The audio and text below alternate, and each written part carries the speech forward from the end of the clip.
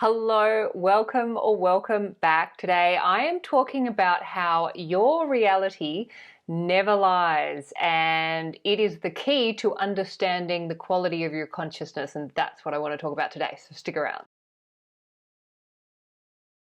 My name is Hedley Derenzie. I am a qualified life coach and author. I am also super passionate about the amazing teachings of the law of assumption as originally taught by the wonderful Neville Goddard. It is the stories we tell that create our life. So if you want to change your life, then you need to change the story. And if you want to create the most amazing life, you need to know how to tell the most amazing stories. And that is why I am here. I love stories, and I have since come to understand the power of the stories we tell thanks to these teachings. I am now telling myself better stories, and I want to help you to do the same. If you would like further support with this, I am available for coaching.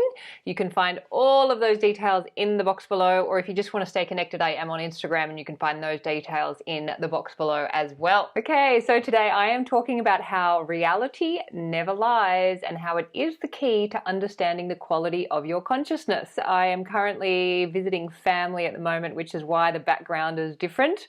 I did bring all of my equipment so I could keep making these videos while I am visiting family, because I love doing them so much. They're so fun.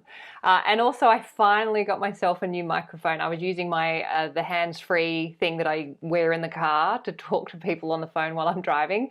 So I thought I better step things up a little bit. Where the inspiration for this video came from is actually from some of the comments that I've been getting in the comment section of my channel, which I'm extremely appreciative of. Thank you so much for all of your comments and your engagement and participation in these videos, and also for the new subscribers. I'm thrilled that you're here. The whole point of the law of assumption is imagination creates reality. You are the gods of your reality. You are the creators of your reality, and whatever story you're telling, that's the story that's going to get reflected back. Trust me, I get it. I have been that person who tells the negative story of what's going on in my reality, and then things don't change, and you wonder why things don't change. And what happens in that situation is we fall into a bit of a victim cycle.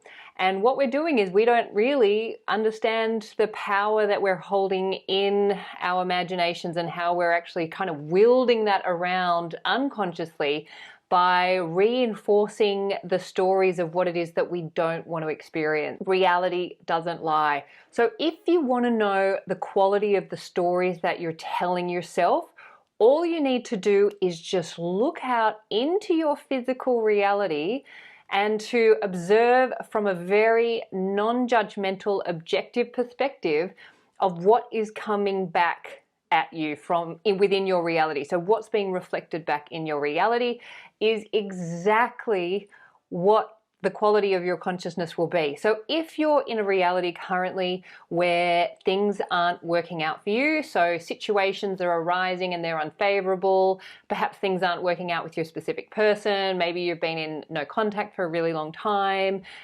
whatever it is, it doesn't matter. Whatever is happening in your 3D, if it is unfavorable, that is because there is something going on in your consciousness. So you're telling yourself an unfavorable story. You want to be able to explain what's happening in your reality from a very kind of balanced, non-emotional, non-reactive place. So you can give the facts of what's going on, then you want to talk about how you can change them. And I can tell you right now, if you change that story that you're telling yourself and others, and you stick to that story and you persist with that story, that is the key. You've got to persist with it. Your reality has to catch up. Your reality never lies. Your reality is the most impersonal feedback that you will ever get. It's the most objective feedback you will ever get as to the quality of your consciousness. Let's say that you have been in no contact with your specific person for some time, and that's an unfavorable situation for you. You would like to be in contact with them. What we need to be able to do is to look at our reality objectively, rather than getting reactive to it or caught up in the emotion of it.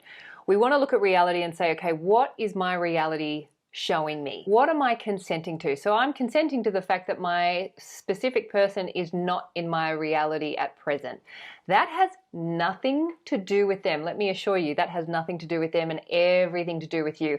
And this is not about fault or blame or judging yourself for whatever it is. It's just looking at it objectively and saying, okay, I have an unfavorable reality. That means that I have an unfavorable story in my consciousness, and I'm not using my imagination consciously to create the situation that I want to experience. So if you're in no contact with your specific person and you'd like to be in contact with that specific person, then you have to use your imagination consciously to create a new reality in your consciousness, knowing that if you can hold the new story within your consciousness and embed that into your being so that it becomes more natural than not being in contact, your reality has to show up and reflect back your new consciousness. That's the law. There's no other way around it.